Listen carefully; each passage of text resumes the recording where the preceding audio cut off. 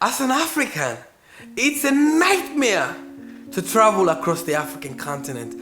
While outsiders have it easier for a European, for an American, for a Canadian, Australian to travel across Africa, it's like water crossing a river.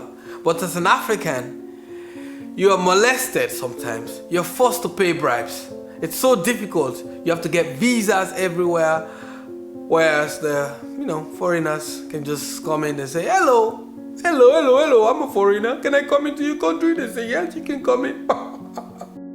I'm ABJ. Don't forget to subscribe to Just Africa. Looking Black, traveling from one African country to another African country. Watch how one African who decided to travel across 30 different African countries explained her ordeals.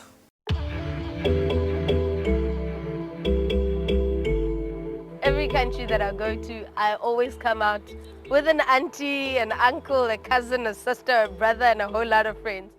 Africa needs to scrap out all visas for Africans, and we all just need to come in and out as we please. I've actually spent more money paying for visas than I have paying for transport. Thumbs up to Kachi Zama, who calls herself African solo traveler. This should serve as a lesson to most of you Africans who want to travel across the African continent, because opportunities for you as an African is much more in the African continent, I tell you, than outside the continent. My point is, why does the continent treat its own people so badly for even something that we did not even create? When the Europeans colonized Africa, they cared about one thing above all else: profit. Whether it was gold from Guinea, rubber from the Congo, or diamonds from South Africa, the goal was to extract resources and send them back home. This focus on profitability led the European powers to hold the Berlin Conference, where Africa was divided between new and old colonial powers diplomatically to avoid any conflict between Europeans. It's not ours. If we would separate Africa the way we would separate it, it would be different. Wait a minute. Have we actually stopped for one beat and ask ourselves how much we would benefit from a continent where, as an African, you can move freely from Cape to Cairo, from Lagos to Nairobi? An Africa where people, goods and services move around freely from country to country, each nation satisfying the needs of the other in a spirit of mutual benefit and cooperation. And you know what? Economists say that if we have free movement across the world would be $78 trillion more richer than we are rich for now. And Africa, with our 1.2 billion people, don't you think we would benefit from this particular $78 trillion? We're the youngest continent in the world, the continent with the youngest people. We are agile, we are hardworking, and we can make something out of nothing.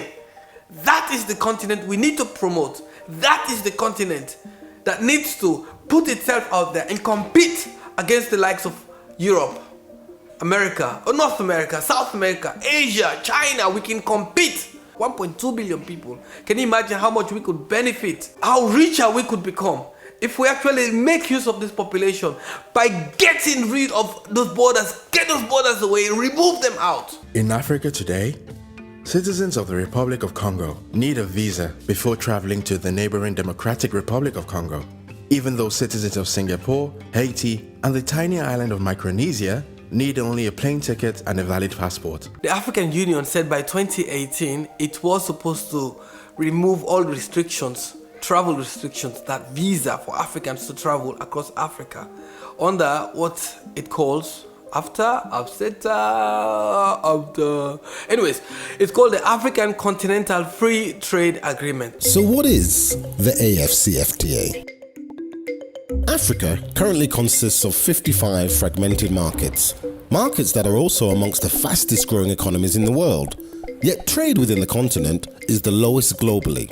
Africa does more trade with those outside its continental borders than with its neighbors. But this is about to change. An agreement on the African Continental Free Trade Area was signed in March 2018 and is expected to increase the share of intra-African trade by up to 50% between 2020 and 2040. And as it stands, Seychelles and Benin are two of the only African countries that have removed all restrictions for African travelers to come to Africa and for African capital to travel across Africa. And guess what happened? When Seychelles removed that particular restrictions, their economy jumped by 7% immediately because other Africans were so excited to go to Seychelles and do business there. When Rwanda started having visa on arrival, Rwanda's economy grew by 22%. And trade between Rwanda, Uganda, and Kenya jumped by 50%. Local businesses from Kenya and from Uganda are coming to Rwanda to trade, to exchange businesses. Why can't this be replicated across African countries? But of course, things are starting to get better. For the first time in the history of the African continent, Africans can travel to above 50% to different African countries without having too many restrictions. This is not enough. We need to get rid of those borders. I know how you would say that there are so many difficulties in trying to implement this because of lack of resources in the African continent. You're right. We can still implement free movement across Africa with those difficulties and one by one get rid of them. One of it is the cost of flight. It's expensive to travel from one African country to another. Moving goods on a 1,500 kilometer journey from Douala in Cameroon to N'Djamena in neighboring Chad costs 6 times more money than moving those same goods 12,000 kilometers from Douala to Hong Kong. People can't afford it, and if you have your business and you only have, let's say, $5,000 to do your business, and then you have to pay up to 2,000 euros to go buy the business and bring it back, how much do you think you're going to make from this? Absolutely nothing. So it's not profitable. And besides all of these costs, your visa costs, the expensive flights, you're being forced to pay bribes. I personally have experienced this. Seriously, I traveled across West Africa with 5 of my Western friends. And even though I am a West African, carrying a West African passport, every West African country I go to, they would pull me aside and I would have to pay bribes. Or my Western friends would come and beg on my behalf. Why are we so wicked to each other on things like this? This is really crazy. It's unbelievable. Damn! The bottom line is that the African continent, we need to open up the borders in order to benefit fully from this African Continental Free Trade Agreement. When fully operational, the AfCFTA will bring together 1.2 billion people with a combined gross domestic product of more than $3 trillion, representing the biggest trade deal since the formation of the WTO. I understand that security is a high concern, but guess what? You know, criminals will travel anyways. They are like water. Nothing stands in their way. They bribe their way through everything. So, because of that, it does not mean that we should keep the borders, because we can still police criminals without having borders. The benefits that we get from a continent without border, it outweighs, it supersedes a continent with borders. Because you say people might move from one part of the continent to another part where there is job opportunity. Yes. The danger here is that the removal of visa requirements could lead to a mass exodus of people from all across Africa to the small group of countries with relatively stronger economies, such as South Africa, Nigeria, Ghana, and Algeria. A continent without borders will come with so many opportunities, job opportunities. So even though at the beginning it might seem like this, things will change. People will want to go back home. People would want to go back to where they think they belong. And this will be beneficial for the African continent. It is expected that the project will make the continent more attractive to foreign investors and manufacturers, who will now only need to set up base in a few strategic locations in order to have access to the entire African market. The continent's connectivity problem could now finally be addressed, as new roads and railways will need to be built in order to facilitate the movement of people and goods across the continent. However, the loftiest idea by far is the notion that the success of this free trade zone could pave the way for a deeper political union between African states, starting with the harmonization of rules and regulations, the creation of an African Court of Justice, the creation of a single currency and central bank, and finally, the establishment of a central administrative body overseeing the affairs of the entire continent.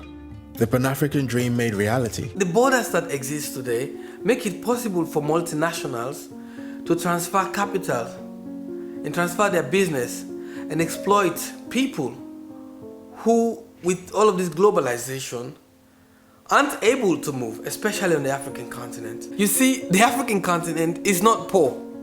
Africa is not a poor place, but the vast amount of its wealth is concentrated in the hands of few rich people.